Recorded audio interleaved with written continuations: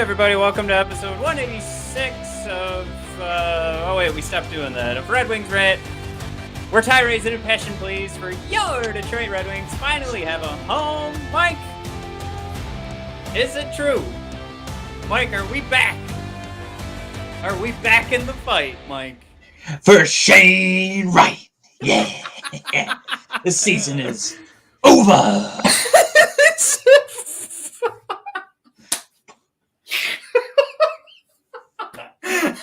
There could not have been a better way to open up this episode. We're asking the question because there's some simple, easy things we can go over. And even in the last episode, we started that conversation of Mike heading on over to the league standings and sorting by points percentage instead of games played. We do lead the league in that. Yeah, we're doing pretty good. Games played. A heavy schedule can wear on a team, Mike, and I don't know how many people are going to be excited to hear this episode, but Mike, if that's our title of the episode tonight is are the Red Wings back in the fight for Shane Wright? Maybe the better question is, did we ever really leave that fight? Because you and I said, what was it? 2 weeks ago at this point, we were talking about a full week of hockey that needed to go win all the way for us to start using the P word. And that didn't happen. No. Right? So what were those? Was that a 4-game streak as well? I'm not talking about the 4 games we just lost. No, we had a string of 4, fairly difficult hockey games at home. And the one loss was the game I attended when we got shut out by the Capitals. That's right. And maybe the most unwatchable hockey game this side of the New Jersey Devils in like 2005. But now that that's over, hey Soap Dish, how you doing? It's just kind of a bummer because again we had a little streak here where you and I had mentioned out loud, okay, looking at the disparity between our record at home, our record on the road. Hey Tristan, we just started Tristan. Yeah, on the road.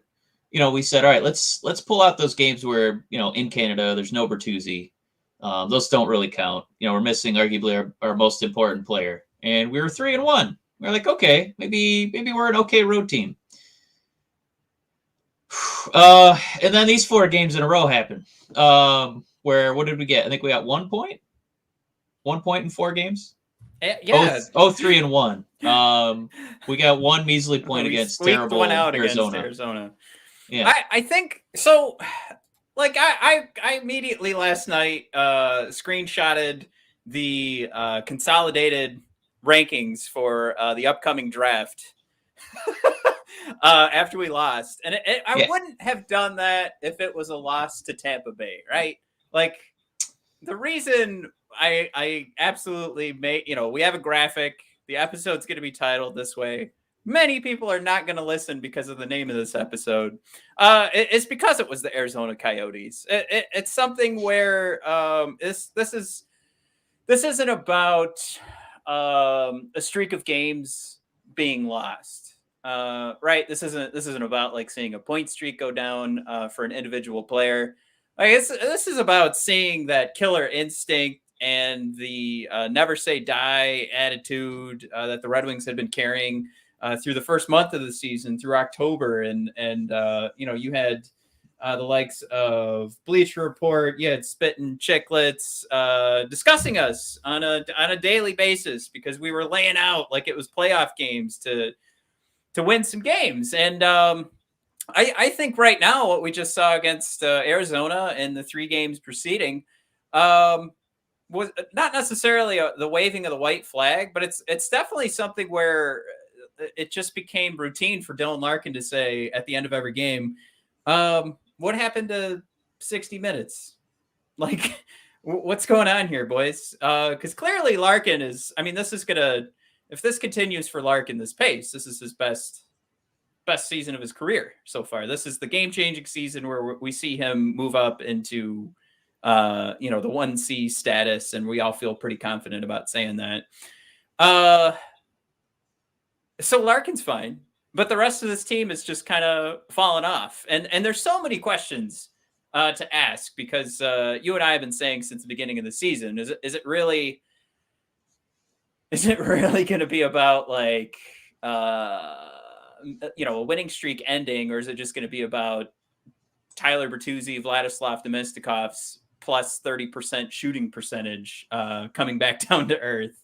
And really, it's been a combo of the two, because I think we certainly have seen the level of play take a step back. But if you're looking at like the analytics, like the easy thing when we were seeing Tyler Bertuzzi, even in the first game of the season, pulling off Connor McDavid, like he was Tyler McTuzzi a couple of times this season, where he was just like, damn it, I'm going to go in and score. That's it. We're scoring right here. We're taking the lead. We're tying the game, what have you. And those have disappeared. We're not talking about him completely disappearing off of like an expected goals chart, but the shooting percentage has certainly dropped. But it's definitely for me a combo right now. And where we ask the question, are we back in the fight for Shane Wright? It's less about those realities of Tyler Bertuzzi's numbers falling back to reality, Vladislav Domestikov's numbers falling back to reality. And it's more about seeing these games and just seeing us get outplayed, outskated. Not guys, laying teeth on the ice to stop pucks. Those like against the Florida Panthers, where we had that 45-second run of just continuous blocks to get the puck out of the zone. But that mentality, or I guess that energy, that's probably the best way to put it. That energy just seems to be gone. And is it just because of losses, or is it just like, did we peter out? I guess we don't really know. You can't really put a finger on it, but that's me summing up why we're back to asking this question. Are the Red Wings back in the fight for Shane Wright?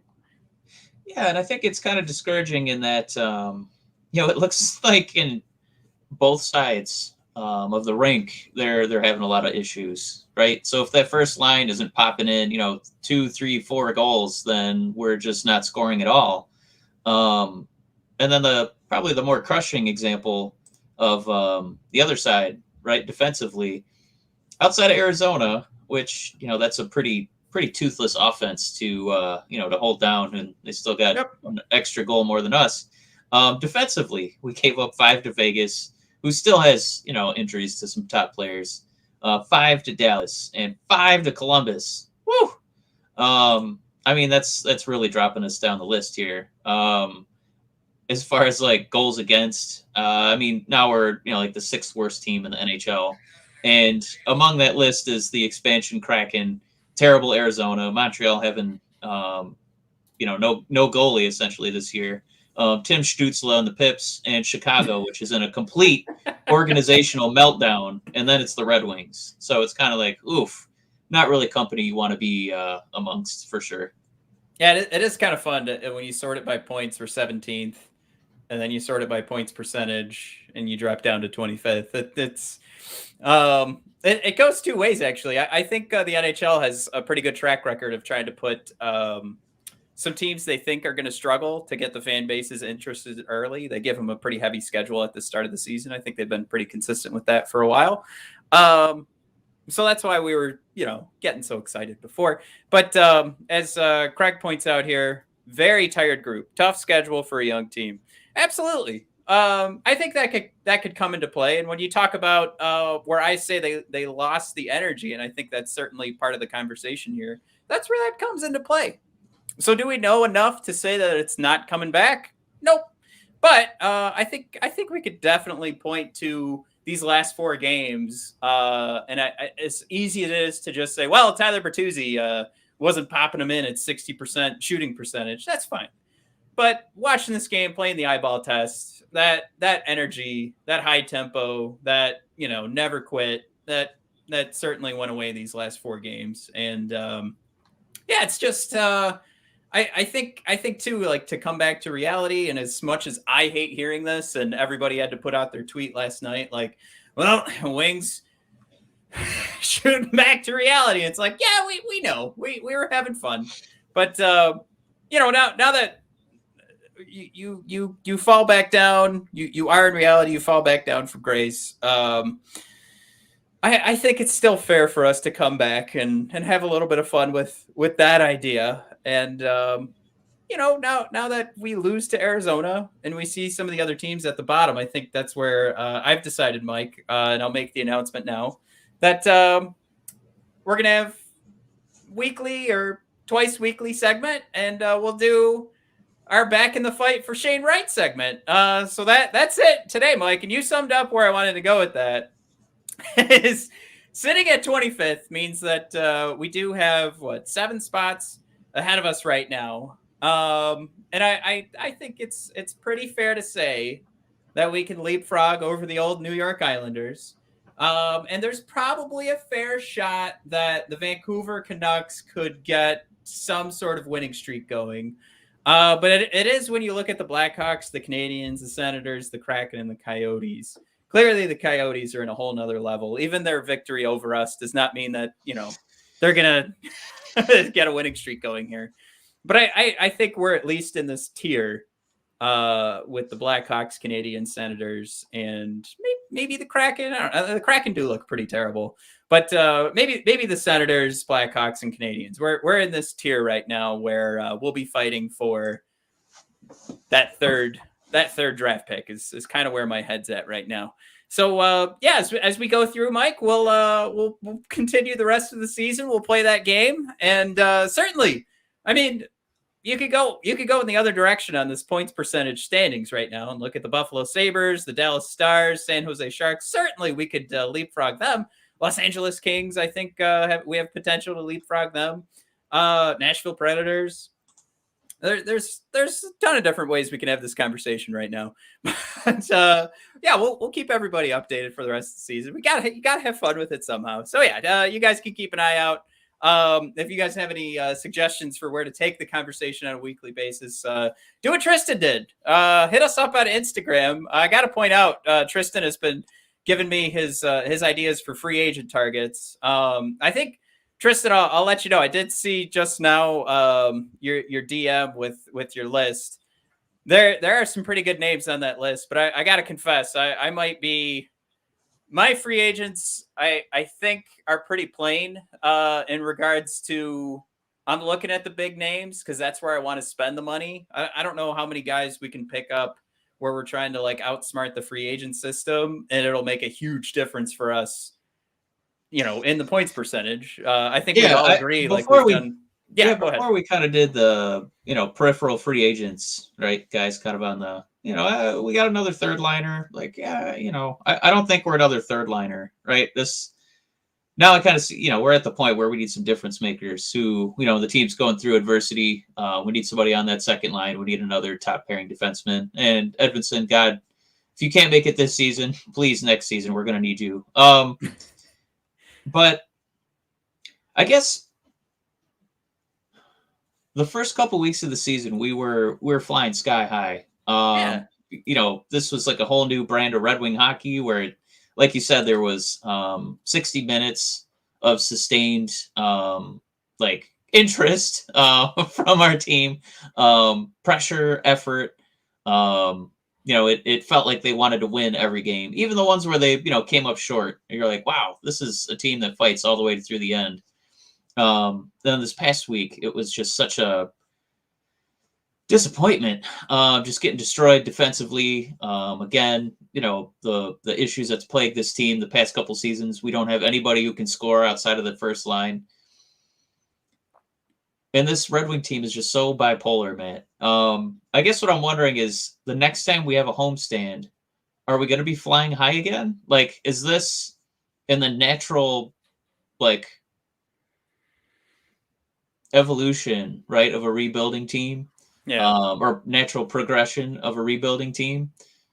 It kind of feels, obviously not good, but it kind of feels like we're in that spot where, no, we're we're not a good team, but you can see those flashes, right? And maybe right now we're going to literally be the definition of like a 500 team, where half the games you can't believe that this isn't like a playoff team, and the other half you're like, my God, the entire team could get sent down to Grand Rapids.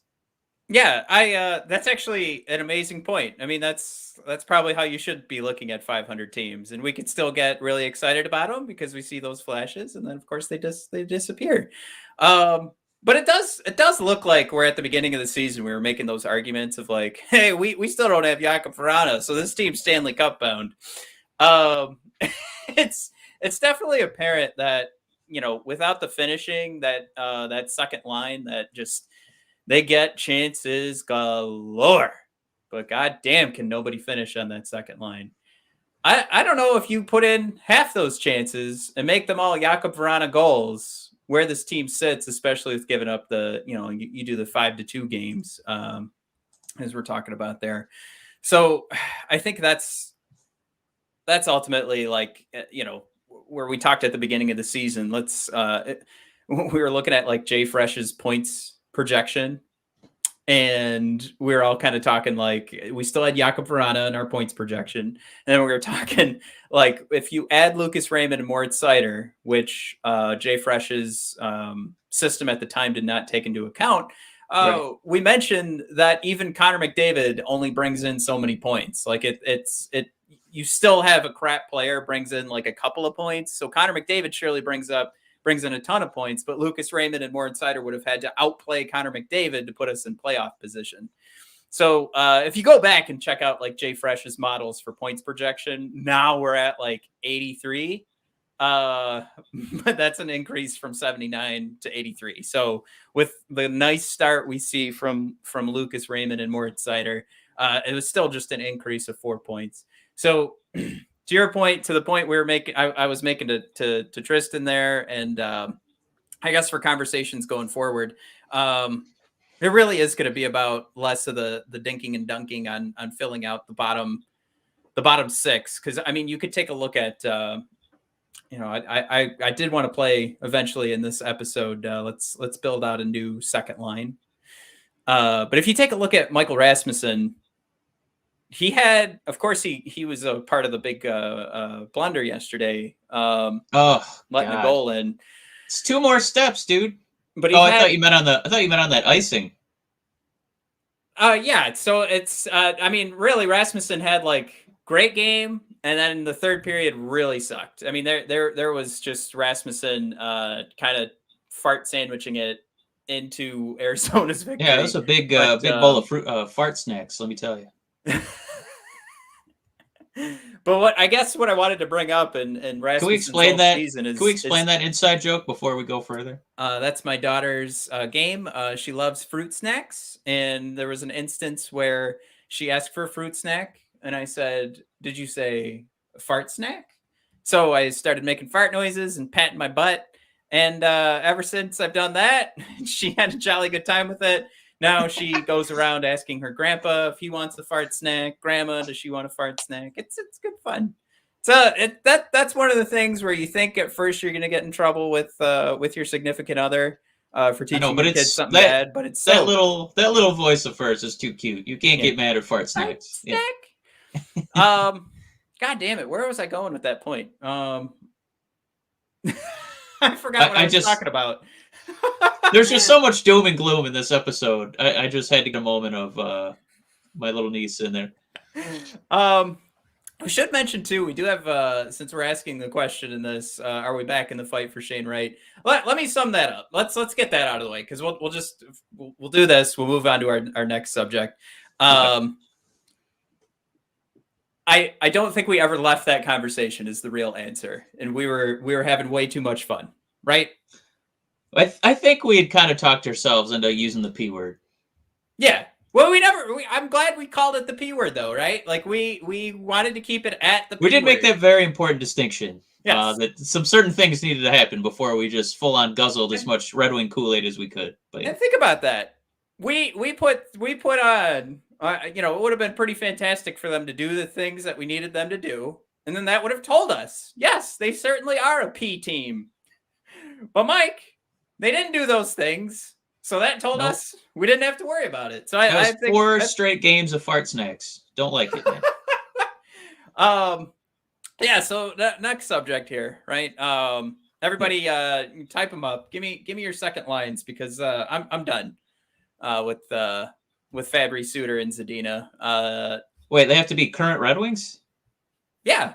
Oh man. I mean, they could be current Griffins too.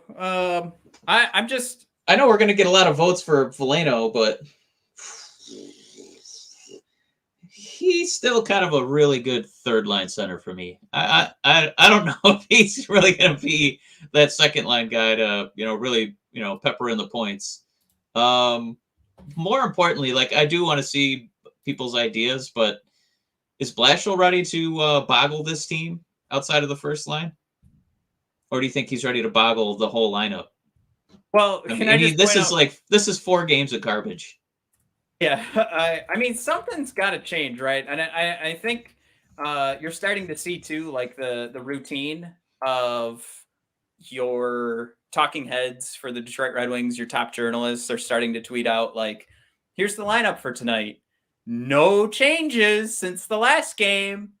I guess we'll try and expect a different result. Yeah, it's one of those things where it's kind of like, all right, yeah, I guess we'll keep rolling with the same exact thing after we got destroyed. Let me ask you, here's what I want to ask you, Matt, while the second lines are coming in. I think the tough question for Blashill is that you want Lucas almost at all costs to play with Larkin. I mean, Lucas is a little baby. We need him to play with his dad, right? Oh my God! Yeah, fantastic guy just to learn from. If Larkin wasn't having the season he's having, Larkin is still the perfect guy for Lucas to play with. And I feel like I don't think you want to break them up. And then if you listen to any kind of national perspective on the Red Wings, I'm only mentioning that because it's something that seems obvious enough that it transcends outside of a local Detroit market that sees it every night. Is Bertuzzi and Larkin do play well together? So I guess the question I have for you is, we could boggle, the second, third, and fourth lines and, just see what kind of swirls out of the toilet. But do you risk breaking up that first line? I think that is the harder question. Do you try to spread that out a little bit? You stole my thunder. God damn you, you piece of garbage. That's what I'm here for, man. I was going to let everybody build out their second lines. Then I was going to go, you guys realize you could take from the first line, right? I did want to point this out, though. While I was doing research for this and comparing Joe Veleno and Rasmussen so far, and this is all broken down per 60. Joe Veleno, the indie darling, by the way. Right. And this isn't to say that, I mean, he's so young. We're not saying that Michael Rasmussen is better than Veleno. All I'm saying is that there isn't really enough there to say one guy right now would be better than the other. I think anybody right now is just saying, well, Veleno's younger, so there's that better opportunity to see, like this would be the more exciting. Better the devil we don't know. Yeah. Right. If you said Veleno's more exciting because it's unknown, boom. That's the way to put it. Do not tell me that you see so much more out of Joe Veleno than Michael Rasmussen to give him the shot. That you could tell me he's more exciting. Yes, you can. But you can't tell me there's clearly a better option in Veleno over Rasmussen, only because of what we've seen him do on the ice. It's flashes, but certainly there's been flashes of Rasmussen as well. So I will leave it at that. And as we continue to get a couple of answers here, I do want to throw up what's up, Timmy. He wants more Kool-Aid, Mike. More Red Wing Kool-Aid? I'm trying. It's hard after an 0-4 week, essentially. I don't care about 1 point against Arizona. However, we do want to giggle about it. But yeah, it again, I think if we won last night, I think this episode, just to kind of fantasy book it, would have been a satire of like, we're back. Like we would have beaten the team we were supposed to beat. We wouldn't have actually meant it, but we would have had fun with it, especially if it was a multi-goal blowout. But we didn't get that, Mike. We got shut out from just putting the puck on net for 8 minutes in the first period last night, which when you play most of the game with a 1-0 lead, you're kind of like, like that's fine. We're winning 1-0. Who cares about those 8 minutes? When you lose to the Arizona Coyotes, you go, what the hell happened in those first 8 minutes that the Coyotes shut us out from getting a puck on net? So yeah, unfortunately, we'll need some time here. And what's up, Timmy? What's your second line, Timmy? I want to hear that too. Now, Eric, you're cheating a little bit here because you've Verana played God and you've put Verana back. Oh, you know what? Everybody's putting Verana in there. You know what, guys? Unfortunately, you can't just make Verana healthy. So you got to pick guys on the current active roster. Now, if you guys are making fun of the Red Wings and saying that a completely destroyed Verana body is better than Robbie Fabry or Pius Suter out there, arguably could still be a correct answer. Yeah. But let's Eric is we'll point this out at least so far. Eric's got Suter and Zadina still on the first line. His next go was Veleno and Zadina. Tristan has Stevens and Zadina, which I like because he's thinking outside of the box. Soap Dish. Give me Z, Larkin, Raymond on the first. Bert, Veleno, and Ernie on the second. Verana when healthy. Boom. Soap Dish. Soap Dish. Playing this game right. So far, you're in the lead. Now, Mike. I got my second line, Matt. You ready? Go for it. Still going to put Fabry in there. Still going to put Pius in there. But we're putting Dirty Tuesday. And I think that does two things, right? Because I think you're spreading the wealth a little bit. Dirty dog. You're putting that Dirty Twos. Isn't it? That nickname is really, the more you think about it, really appropriate. But Dirty Twos, I think this is more about getting Zadina going. Because if he's on a line where he likes playmaking right now, and for whatever reason, when he shoots the puck, it just refuses to go in the net. Yep.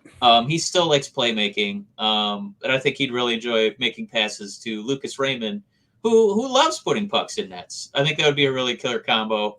And you'd get to play with the fastest skater on the team, and Larkin.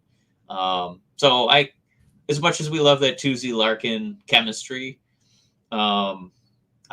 we got to unlock Zadina. We got to wake this guy up, and I think this would probably be a good way to do it. And the second line, the guy who's got the best shot percentage on the team with, you're a second line by default. So good luck, guys. Now at least you get an A+ player on one wing. All right. That was also my pick. Oh, I'm stealing Matt's thunder twice. Woo! Yeah. The reason, Mike, is that is our Guelph Storm line. That was our we were talking about it before the season even started. That's the line that played together on the Guelph Storm. Bertuzzi, Pius Suter, Robbie Fabry, light it up. You get the Red Storm line. You can market it. You can make T-shirts on it. That's number one, Mike. Before we think about goals, almost as important as the goal scoring is the marketing. That's right, everybody. Before you think about goals, Jeff Blashiall's in there thinking, how can I market this team? All right. So joking aside, it's funny. We just lost viewers when I said that. Come back, guys. Hit the subscribe button now before you leave. Thanks, guys. No, but we talked about that before the season started, and that there was a good reason for that. And I think it's because we're coming back trying to build on some chemistry that these guys have been playing together in the past. They know each other. And you're not, you don't have to you don't have to stretch things too far. Right. And the idea that we're only making one change, really, right? We're just flopping Zadina or flipping or flopping. Oh yeah, you're good. Flipping Zadina and Bertuzzi. I mean, it's one move. You're really giving Bertuzzi this opportunity now to stand out if he wants to go back to the Bertuzzi of the first couple of weeks of the season and show us I can make a hell of a difference here. Like this can be my team. I think that's the big test. Put him on line number 2. Try and get those other boys going. And I honestly, at certain points of the season, I don't know why I said honestly. This isn't a hot take or anything. Bertuzzi's been the best player on the team. So have that guy who at different points of the season has been the best player on the team, have him try and light up these two guys that when they're playing with Zadina, who has these analytics that are off the chart, See if you can turn them around. Now, like the interesting thing at that point is if Verona ever does come back this season, what you do with those lines if they actually are successful. But that's a problem you like to have. And we're also pretty much just saying too, like, all right, Zadina, here's your test. Like, you have great looking analytics. Of course, the chances are there. Now you're going to play with Larkin during his best season of his career so far, and you're playing with a super high talent in Lucas Raymond. That seems to be the beautiful mix of an elite looking shot. I will say that it looks elite, and a playmaker as well. So let's see what you can do, Zadina. And I don't see why that would ever be a problem, because we just got crunched 3 games and then lose to the Coyotes. There's no point in like protecting the first line. And there's definitely no reason to like not test Zadina on that first line either. Like if you're thinking you need to protect him for some reason, I think from a two-way perspective, he's proved at this point. This is a pretty good sample size, Mike. We're a quarter of the way through the season. He's proved he can handle himself. He's limited chances to the point that he's getting more chances on the ice than he's giving up. So he won't hurt this line, or at least the history, the evidence says he's not going to hurt this line moving up to the first. But clearly this will be that test. Does it make the difference to have him playing with the elite skaters on this team as opposed to playing with guys that might not be on anybody else's second line in regards to Pius Suter and Robbie Fabry? Sorry, said it. Boom, it's out there. Like we test him on the first line. We could learn that maybe Zadina's holding back the second line. Saying it's out there. If you're not asking that question, you're not asking enough questions. I'll say that. I'm not saying you're asking the right or wrong questions. You haven't asked enough questions. If you haven't said to yourself, is Zadina holding the second line back? Not saying he is. We have to test it. But I can just imagine this being somebody's going to clip it out, share it on Twitter, and say, Red Wings Rant says Zadina sucks. Not saying that, but if you're not testing... Well, now they can. Yeah, it's a lot easier to pull that particular audio clip right there. Damn it. I screwed up. All right. Scratch that. All right, guys, we're going to delete this broadcast. We'll be right back. Just give us a minute. I'm just kidding. 6 people just left the... Should we be taking a look ahead at this week's games? Or I wasn't sure what else you had for us today. Yeah, we can wrap up. For anybody who doesn't, Mike, you're the only person who knows. We just had Thanksgiving. So I'm a little buzzed. I had a lot of turkey, and I'm ready to go to bed. So unfortunately, this is a shorty, and it really sucks because we're also only going to have one more episode before you and I take a week and a half break. So we're kind of screwing everybody over here by only giving you a half hour. But we are going to wrap up here after we talk about the upcoming games. We do have St. Louis on Wednesday, which gives us, Mike, got Sunday off, Monday off, Tuesday off. So it'll be a good test to see how do we do with a bit of a rest. The other thing I was just going to bring up too. Yeah. So you're getting the extra days of rest. I can't remember which of the commenters mentioned, this is a tired team. It hasn't really gotten a break. St. Louis coming in, they've had a game every other day for 2+ weeks. And as far as like getting a break to kind of, reset, starting on the 11th of November, they lost in overtime to Nashville. Then they lost in regulation to Carolina. Then they lost in regulation to Edmonton. Then they lost in regulation to Arizona. Then they lost. No, they actually did win a game against the Sharks. But then they lost again to Dallas. And so before they play us, they do have another game against Vegas at home, and then they travel to Detroit. So you talk about kind of a tougher schedule, and the Red Wings getting some time off. They're going to get some home cooking. Whew, I'm just saying, I don't know if you want to say this is an important game, but if you're going to be playing a St. Louis team on tired legs, you're getting a break, and you're at home.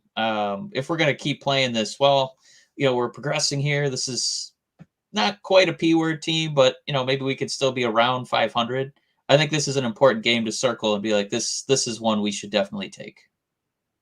Right. And I think too, when we go back to the beginning of the episode and the conversation of where did the energy go? If it's still missing, that answers a lot of questions so far for this season. And I don't know. I've been taught that when you're dealing with adults, you have to hope that they can find the motivation themselves. So what do you do with that information, right? I do have to point out, Mike, Jared Shaw, also coming off big old Thanksgiving dinner. Went whole turkey leg tonight. I don't do that myself. I like me some slices of turkey. And do want to give a shout out, Gray Ford. He showed up here in the chat. Sorry, I think we missed most of the stuff here. Rasmussen was just being lazy, and Jared's calling him out for this Mantha 2.0. Jared, I'll let you have that one. I liked Mantha. I don't know if he was a big. I think he got sick of losing. And Brad throwing out there St. Louis is on a skid. And that skid hopefully leads to some happier recording Wednesday night as we bid you guys adieu. And then that upcoming week is when we're going to start doing our pre-recorded episodes. And those will continue into the first week of December where we're going to have ourselves a little bit of a break. Everybody needs one, Mike. Maybe we'll come in with we'll just be happier after that break. Because I know we were going to do the Mitchell Stevens story that you put together, but we're also going to have the free agency stuff because we just want to get the teaser out there for what's coming. Yeah, the free agency stuff, and then I also have recorded. So you guys will hear this Monday, a week from tomorrow. Is going to be our prospect rundown. So I pretty much just went through everything that's been going on with all of our prospects and kind of I weighted everybody and kind of ranked them accidentally based on how I talked about them in the episode or what point I talked about them, and then gave you guys a timeline on when they'll actually be around. So don't get too excited, but there aren't a lot of guys that I picked to be making it to the team by next season. But certainly a couple in a couple years. So, well, the free agency too is, we were talking about this team feels like they're probably a second line center or first line center and top pairing defenseman away. And so that's why we're trying to get a glimpse into the future and what we could be buying with all the cap space we have. So just another fun topic because it's feasible. And you can kind of see where we're on the cusp of, being a move or two away from being relevant. Yeah, and it's something too where we went, where Mike says, we've got that money, so we are spending in that episode. We're trying to find the right fit too, but we want to find the guys that will push this team into another level. If that helps you, if that prepares you, like I said earlier, you guys feel free to find us on Twitter at BOD Hockey or on Instagram brothers_of_discussion. Do what Tristan did. Tristan and I have been chit-chatting back and forth on some of our free agent targets. I'll let Tristan influence a couple of my ideas, and I'll put in some of his in that episode as well. So if you guys want your voice heard, just let us know, and we'll plop them in there, and we'll kind of grade them out as well. All right. Everybody, if you are watching on YouTube right now, hit that like, hit the subscribe button for us. Does us a world of good. If you are listening to the podcast right now, head on over to Apple Podcasts, actually. Just forget whatever you're listening to. Give us a subscription, rate us, and review us. That's how other people find us that aren't just accidentally running into us, as Apple Podcasts will suggest us every time we get reviewed. It happens every time when we get a cluster of reviews coming in. All of a sudden, the plays go way up. So if you guys could do us that honor, we'd greatly appreciate it. But for that, like I said, the last episode will be this upcoming Wednesday. We're taking about a week and a half off.